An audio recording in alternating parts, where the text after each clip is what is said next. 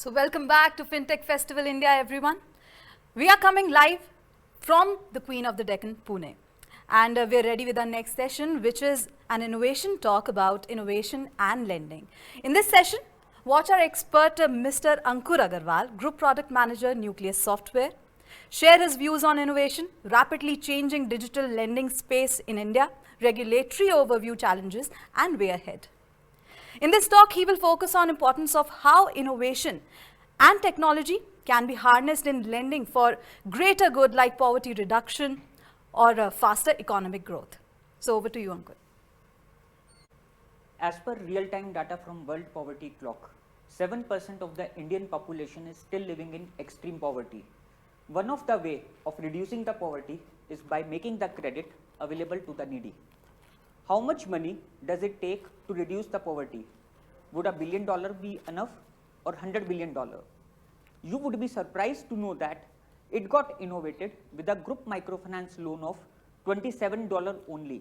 Yes, $27 only in Bangladesh by Nobel Peace Prize winner Muhammad Yunus, which helped Bangladesh in reducing the poverty rate from staggering 56% to 20%. Good afternoon, everyone, and I am humbled to share my views on innovation, digital lending, regulatory overview, challenges, and way ahead. I'll try to focus on importance of how innovation and technology can be harnessed in lending for a greater good like financial inclusion of underprivileged or MSME credit for faster economic growth. But before we start, let me put forth different aspects of innovation. What is innovation? Does innovation mean creating value for user or turning ideas to money? Is it catalyst for economic growth? Definitely yes. Or just producing something new? According to me, innovation is all of the above. Since innovation is the keyword, let us discuss who is the biggest innovator in India. I am sure you must be thinking about big unicorns and fintech companies, but they are not the biggest innovator in India. Yes, you have seen it right. Government of India is the biggest innovator in India. Epicenter of this innovation is India Stack. India Stack, a technology for 1.36 billion plus Indians. This stack is based on 3 components: identity layer, payment layer, and data layer. Identity layer is powered by Aadhaar infrastructure. Through identity layer, Ankur Aggarwal can say, I am Ankur Aggarwal indeed. There are 1000 crore plus eKYCs which are already being performed using this stack. eKYC, offline KYC, digital signature, all these are the backbone to the financial institution in providing paperless and presence-less account opening or lending experience to their customers. Payment layer. Payment layer is powered by NPCI, which you or me can make, through which you and me can make payments easily and digitally. UPI has already become the world's largest payment system, surpassing China and USA for the number of digital transactions. UPI transactions are doubling almost in a year, touching $4.1 billion in November 2021 only. Data layer. Data layer is powered by consent architecture and personal data privacy, which you and I are going to see in coming years in the form of DAPA guidelines and account aggregator framework. India believes in the concept of Vasudev Kutumbakam, and just like we have helped the world in the times of COVID with India exporting vaccines for 71 countries across the world, we are well on our way to export the strong tech frameworks and capabilities to the outside world and to the countries which need it. UIDAI is working with World Bank and United Nations to replicate Aadhaar-like infrastructure in other countries. Let's see further how innovation and technology have changed the customer experience altogether. I am sure we all can relate the experience of making the electricity bill payment by standing in queues for long hours on a hot day, and sometimes we were not able to make the bill payment due to many reasons like holiday, lunch timing, or any other. However, technology has changed this experience totally for the customer. Now, The customer can make the payment digitally through mobile or laptop anytime, anywhere in the world. This transmission from brick and mortar to the digital payment is possible only because of innovation and technology. Customers are not only getting the instant experience for the payments, but they are also getting the exciting offers like cashbacks from the various financial institution. And this is the payment page of a food delivery aggregator. And I'm sure we all get these offers while ordering the food. Lending sector. Lending sector is not an exception too. Let's see how the lending has changed over a period of time with the help of innovation in technology. This is what lending used to look like a few years back, and I am sure we all can relate with this experience wherein we had to visit the branch for a loan application and customer had to wait for minimum 20 to 25 days to get the loan approval. Everything was manual and paper based. Now the lending experience has changed from this to this. Customers are now getting instant loans on real-time basis without any branch visit. Customers are not only getting the real-time lending experience, but they are also enjoying the innovative lending product offering like zero-cost EMI, buy now, pay later loan, and many more. Thanks to India's stack and FinTech technology, lending is now paperless, instant, hassle-free, and digital. Let's look at the various lending transformation which are changing the way lending is being done in India.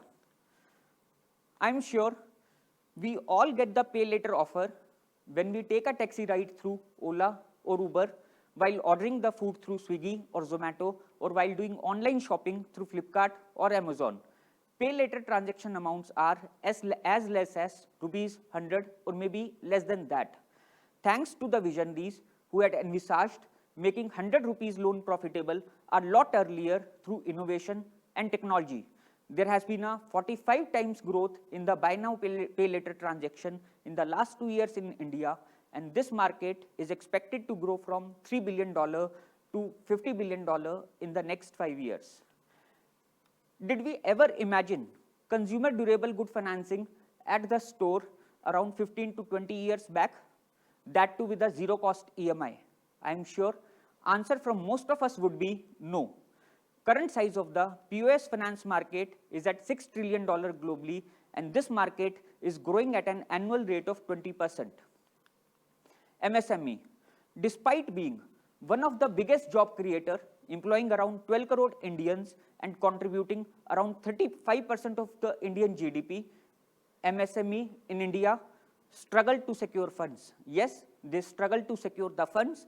According to RBI, the credit demand of the MSME sector is $490 billion, out of which $330 billion is not met by any of the formal financial system, which clearly indicates that there is a massive opportunity for innovation to all of us, and we believe that innovation and technology can definitely help lenders in fulfilling this credit gap to MSME. Payday loans. One of the payday loan example is a salary loan wherein loans are provided to individuals a week before the pay date to meet the urgent financial needs. However, payday loan has the potential to revolutionize the lives of millions of unbanked people. Have you ever heard about a loan having annual rate of interest is 7,300%? Yes, rate of interest on a loan is 7,300% per annum. Let's understand this with an example. A vegetable vendor borrows ₹1,000 from a money lender in the morning to buy the vegetable. He sells the vegetable for ₹1,500 throughout the day and returns ₹1,200 to the money lender at the end of the day. Money lender earns 20% interest on this loan on a single day. These loans are generally outside the formal financial system. We need to bring this underprivileged customer segment in the formal lending ecosystem through innovation and technology. Neo resonates new, and this is the way of banking for the millennials. The size of the global neo banking market is expected to touch $330 billion by 2026 at a compounded annual growth rate of 47%.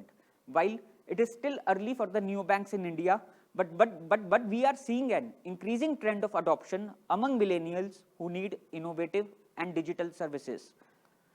As per BCG report, percentage of retail loan disbursements who have applied online will increase from 23% in 2018 to 48% in 2023.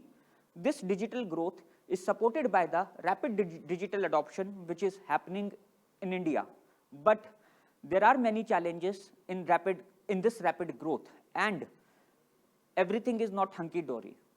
There are challenges in digital lending wherein online loan apps are exploiting the customer by charging exorbitant interest rate to the customer, unethical tactics to collect the money, and many more. There are cases of borrowers committing suicides in some states. As per RBI, there are 600 plus illegal loan apps as available on various stores, and this problem is addressed by a regulatory authority.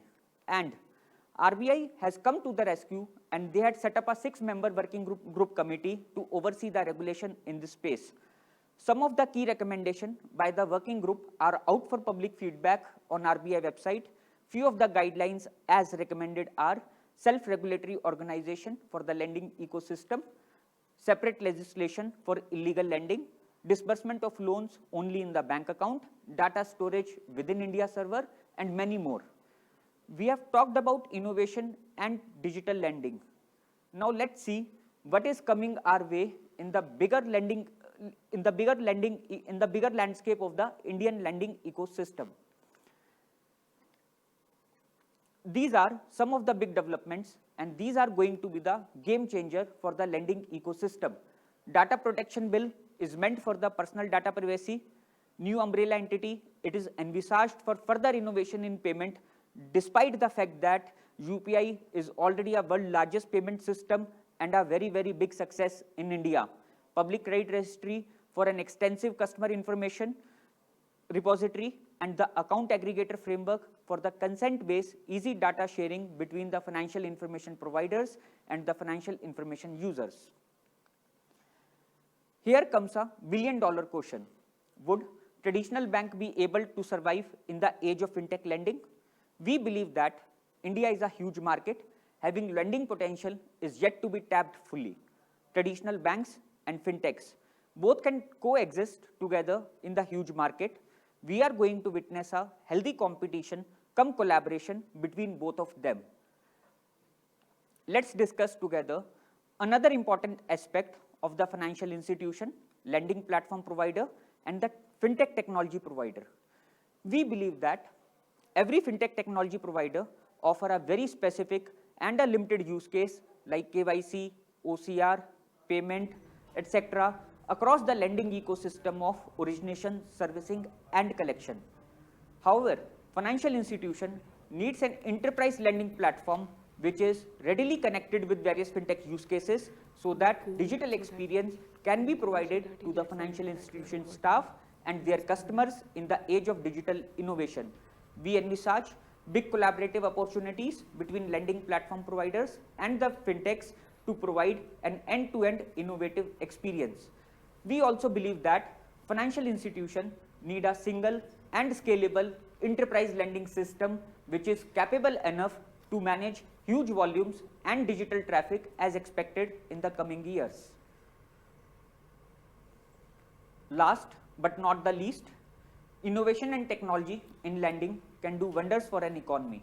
It can make small ticket loans profitable for the lender and helps people in coming out of the poverty cycle through microcredit. Innovation and technology can help in providing more credit access to MSME sector and helps in faster economic growth, more job opportunities, and many more. Innovation in lending can move lenders and borrowers closer to democratize the credit in India. I would like to complete my talk with one of the very inspiring statement of Swami Vivekananda sir, who once said that serve the poor as a worship to God. Thank you. Thank you for this very informative presentation, Ankur. 100 रुपये में bitcoin trading possible है impossible लगी शर्त और हारा तो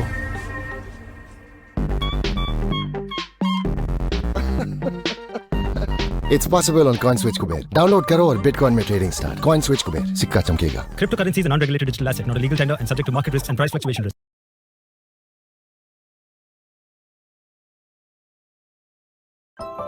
Where there is life, there is hope, there is meaning. But life has its downs as much as its ups. Life is about challenges. Life is about opportunities. Time for joy, time for celebration, and time to introspect. Thankfully, in every one of life's moments, and even beyond life itself, there's LIC. Where there is life, there's always LIC. Zindagi ke